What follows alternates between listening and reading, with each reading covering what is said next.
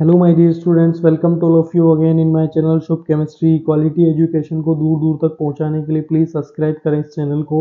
और पिछले कुछ वीडियोस में मैंने काफ़ी क्वेश्चन आपके लिए अपडेट किए हैं, so please you have not seen watching this videos, please go and watch all the videos so that your concept will be completely erased. So let us start the today's question. Wavelength emitted during the transition हमें atomic structure से related है और two levels में photon eject हो रहा है, यानी कि वेवलेंथ डेफिनेटली होगी। लेकिन N1 N2 की जगह हमें क्या दे रखा है, उनका एक कोडिंग दे रखा है कि N1 उनका समीशन कितना होना चाहिए 4 और उनका डिफरेंस कितना होना चाहिए, उनका डिफरेंस होना चाहिए 2। ये हो केवल और केवल मोड वैल्यू लिए, यानी कि हम साइन को नेगलेक्ट कर सकते हैं।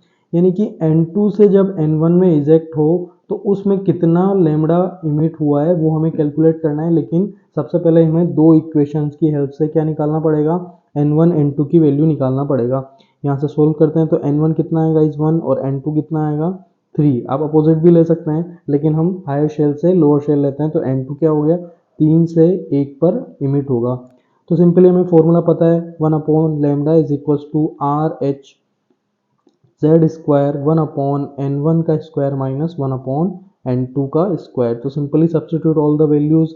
आर की वैल्यू होती है 109678।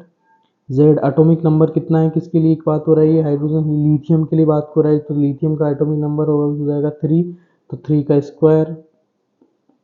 और जब इसको सॉर्ट आउट करते हैं 1 अपॉन 1 का स्क्वायर माइनस 1 अपॉन 3 का स्क्वायर।